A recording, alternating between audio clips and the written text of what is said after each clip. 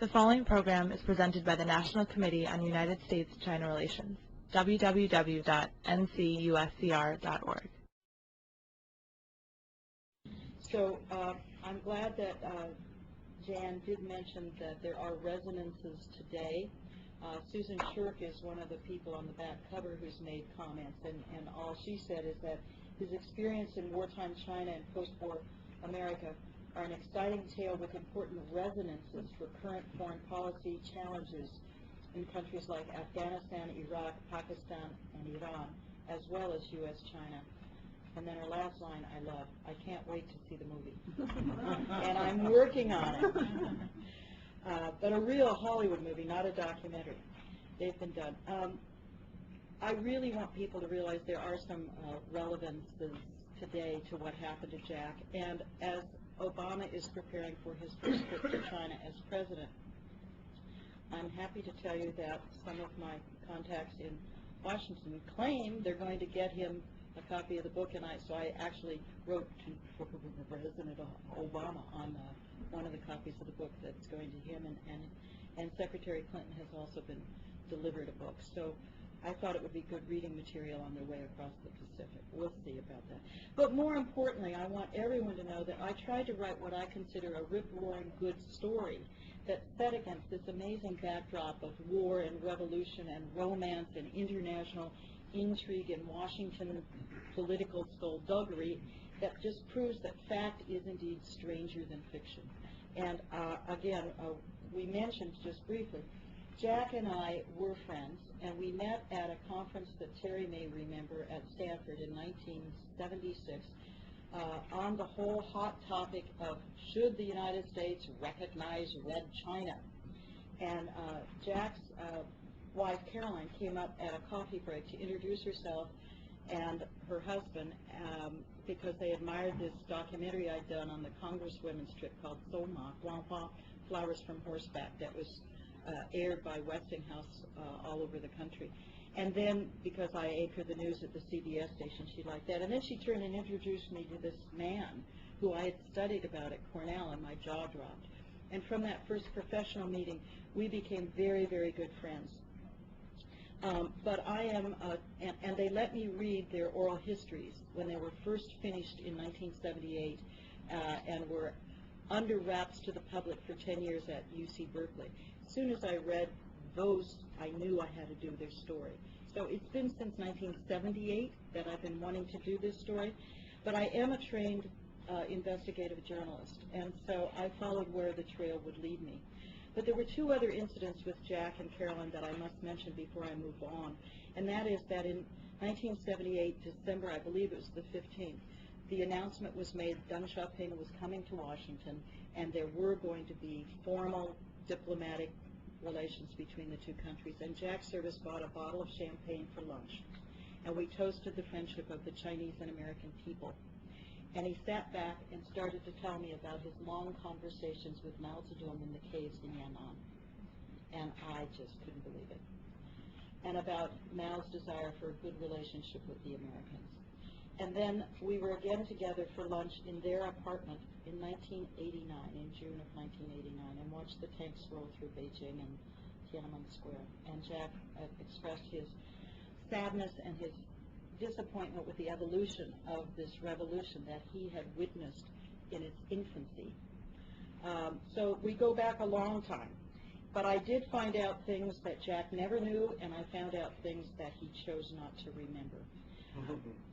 He was born in Sichuan, in Chengdu, and all of you who've been to China, and I know everybody in this room has, know that here's Shanghai and the coast. It used to take 4 months to travel up the Yangtze River to Chongqing, and then go by sedan chair up to Chengdu. And by the time Jack was 10, he would walk alongside his father 25 miles a day because he didn't like being carried on the backs of the Chinese.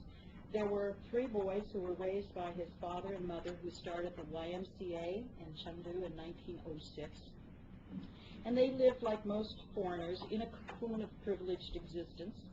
But his father had learned to speak Sichuan dialect. He was working with a local YMCA board, and he was pretty unusual. He married his college sweetheart. She came all by herself across the ocean to meet him, and their first post was Yunnan-Fu, where he was just a lowly clerk, and she hated it, had horrible culture shock, and escaped to Shanghai to the bright lights of the international port city where his father and mother were then headquartered for about 6 months until she could kind of readjust. And then finally, they were transferred to Beijing when he got his acceptance into the official foreign service and started his language training. But in 1937, after when the Japanese attacked Shanghai, the family was evacuated, then they came back, and finally in 1940, he was at the consulate in Shanghai and in charge of the evacuation of all American dependents, including his widowed mother and his 2 little kids and his wife. And he, as soon as they left, volunteered for hazardous duty in the war capital of Chongqing. And when the new ambassador arrived, even though there were bombing raids every day by the Japanese, they had to don these ridiculous outfits to present the credentials. And Jack had to borrow the hat from a diplomat from the British embassy, and he had stuffed it with newspapers so it would fit. Ambassador Gauss said that he was an amazing Foreign Service officer, the best he'd seen in 40 years, who was able to talk to anyone and everyone as he tried to figure out this puzzle, China, which you know at that point was really a patchwork quilt with territory not unsimilar to Afghanistan. There was no central government control. They controlled certain parts. The occupied areas were controlled by the Japanese or their puppets. There were warlords who would sell their services to the highest bidder, and then there was this rumored group of guerrillas who were trying to form a resistance to the Japanese behind enemy lines, the Chinese communists. This shows you how difficult it was to conduct modern warfare in a country like China. These drums down here of fuel had to be siphoned out into 5-gallon tins that were then poured through a funnel into the fuel tanks. And all of this fuel had to come over what they euphemistically called the hump, 29,000-foot-high Himalaya mountains. And the Americans, when they would see some of the supplies end up on the black market being sold by avaricious officials and military officers, really resented it because the Americans sacrificed greatly. A lot of planes iced up trying to get over the hump, and planes were lost and supplies were lost, and it was precious. It was during this time that Jack's service started being what they called the outside man, and he was the one American who really got out on his own and traveled around. And on one trip, he was asked to go, he was invited by the Chinese nationalists to go up to this oil field they had in northwest, in Gansu province. He was the only foreigner. There were engineers and 3 Chinese journalists on this trip. And what they discovered was that what the plan was, the Chinese wanted the Americans to airlift in a prefab oil refinery, take it up to the northwest, and bring the oil and gas down for the war effort. And Service was very honest, and he went up and checked it out. He said, you know what, we used all the gas just trying to get it back down. Not a good idea. That was one time when he started becoming unfriendly to the nationalist Chinese. But on that trip, for the first time, he broke through the cocoon, and he was able to call Chinese by their first names and get to know them as friends. And I want to read you just a real quick little excerpt, and I'll only stop a couple of times, but this is significant, I think. He discovered the depth of their disenchantment with the increasingly repressive nationalist regime and their fears for the future. All assumed that the U.S. would easily defeat Japan and that the Chiang Kai-shek would then renew his civil war against the communists. As a result of these candid conversations, another Chinese puzzle piece suddenly fell into place for the diplomat. Chiang's reluctance to embrace General Stilwell's plan for a strong counteroffensive might reflect his desire to preserve his troops and stockpile American arms and equipment for a renewed battle against the communists. Until American observers could reach communist-controlled areas to assess their capabilities, the Chinese puzzle would never be fully understood. I felt that I had a special kind of linkage and insight, Service later observed. Was this the seed of hubris? Possibly. So on he goes. He's assigned after his tour with the embassy to become a special political advisor on Stilwell's staff. This is General Stilwell, and this is Claire Chennault of Flying Tiger fame. And they had a constant strategic battle over ground war or air war, and they both had back channels to Roosevelt's White House. And it was Roosevelt and Harry Hopkins who ran foreign policy. It didn't have anything to do with what Roosevelt called the pinstripes over at the State Department. The frustration for Stilwell and I think for Chennault was that CBI, China, Burma, India, was the lowest priority war theater. And many of the promises that were made to Chiang Kai-shek about getting him more supplies, about getting him more aircraft to fight the Japanese Air Force, never came to fruition because everything ended up going to Europe first and Africa then.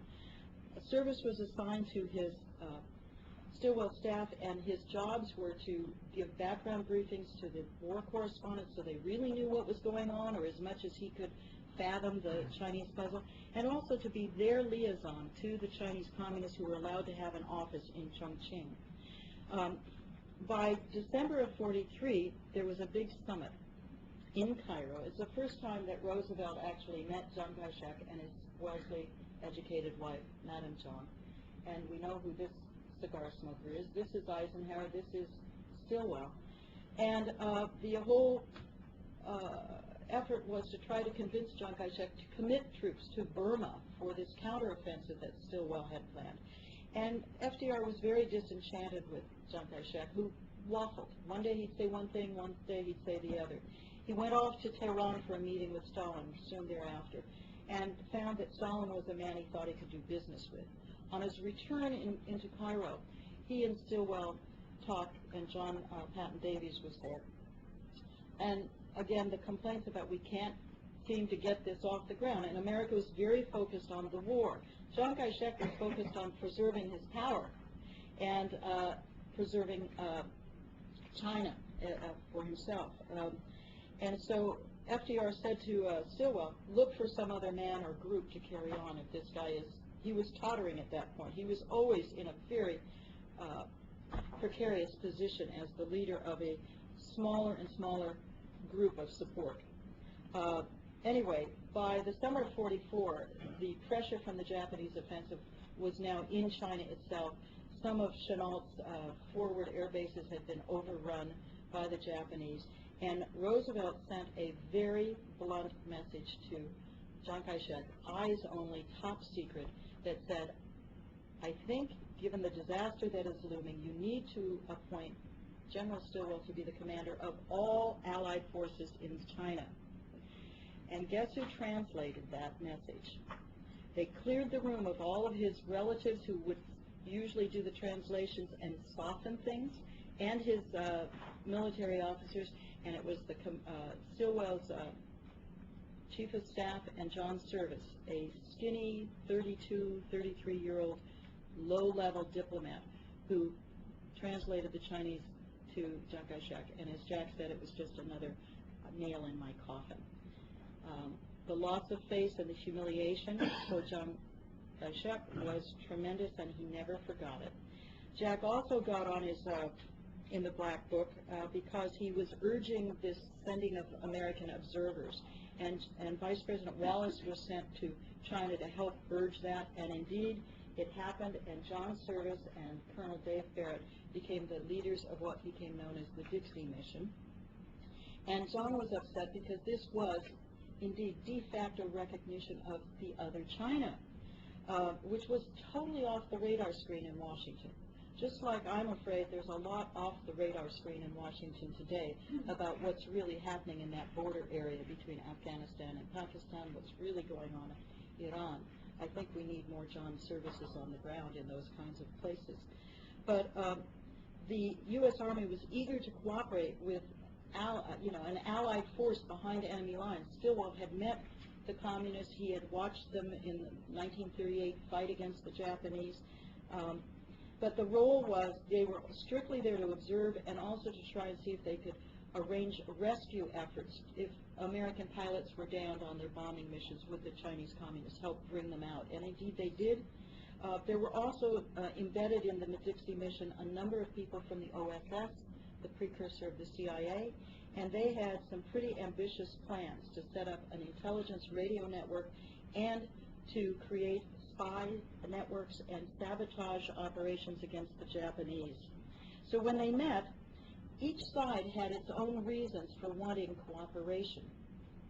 And Mao certainly wanted to try and stave off a civil war until he felt he was strong enough. He had great confidence, and the communists had great confidence that they were a dynamic force, and they had unlocked the energy of the peasants for the first time in thousands of years. They had a stake in their own future. The first impressions of Jack when he sent his first report in, he said that it reminded the camp at Yan'an reminded him of a summer church conference, and it was the people there were tinged with smugness, self-righteousness, and conscious fellowship.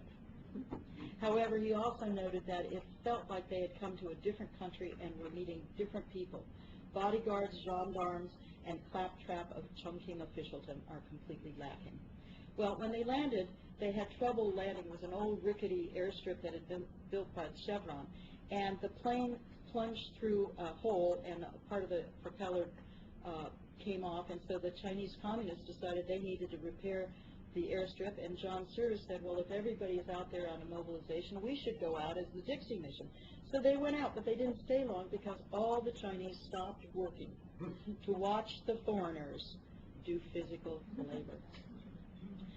Service met with, here's a picture with Mao. This is Barrett's bald head. This is Service over here. At their first dinner, when the welcoming dinner, Mao said to him, I want you to get to know us. You can talk to anybody. We'll help you. If you have specific questions, we'll direct you to the right people. But I don't want to talk to you for at least a month. I want you to get to know what's going on. But he did have one. It's very interesting, and I hope you don't mind. I hope you have to, yank my chain. 10 years, ladies and gentlemen, I'm ready to talk about this book. But Mao was curious, and Zhou Enlai was curious about this American named Tulaman. What about Tulaman? And they couldn't figure out who he was talking about at first. Truman. Truman had just replaced Wallace on the ticket, and they didn't know who he was, and they were afraid Wallace had been replaced because he had been pressuring to have the Dixie mission come to China. No, Mao, that's not why. But anyway, Service wrote about everything he saw and the people he interviewed and the briefings they had, and also about the Saturday night dances in the pear orchard where the Americans danced with Jiang Jing, Mao's wife, who even in her Mao suit looked ravishing compared to the wives of some of the other leaders. They were briefed. It turned out there was supposed to be a party congress coming up, so a lot of the major guerrilla commanders from various spread out bases around China were in Yan'an for the meetings, and they were briefed by all of them. This gentleman is none other than Lin Biao. And here's Jack taking notes next to Lin Biao.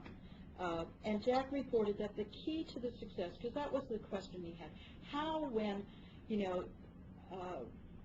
the Kuomintang is losing more territory and people, on the roads when he traveled, he'd see these conscripts roped together, skinny, malnourished, falling over dead.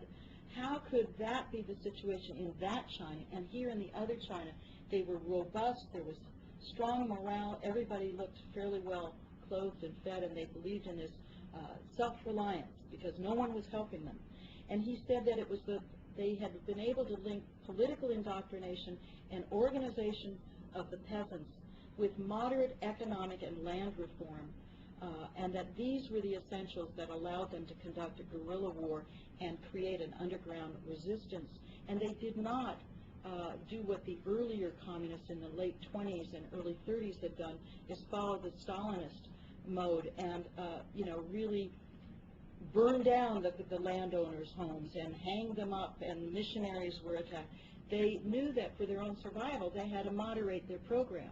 And so what John Service did is predict that if the nationalists did not go as far in their reforms as the communists were going, that the communists would indeed become the dominant political force. The Americans brought demonstrations of explosives and weaponry, and made them drool, made the Chinese communists drool. They had to try and buy bullets from the Japanese and the Japanese puppets. And they were trying to sabotage the trains by pulling up the train track with their bare hands. And then they showed this explosive that just goes whoop, boom. The OSS had a plan to give 100,000 assassin pistols and outfit 20,000 guerrillas. And all of the information about that kind of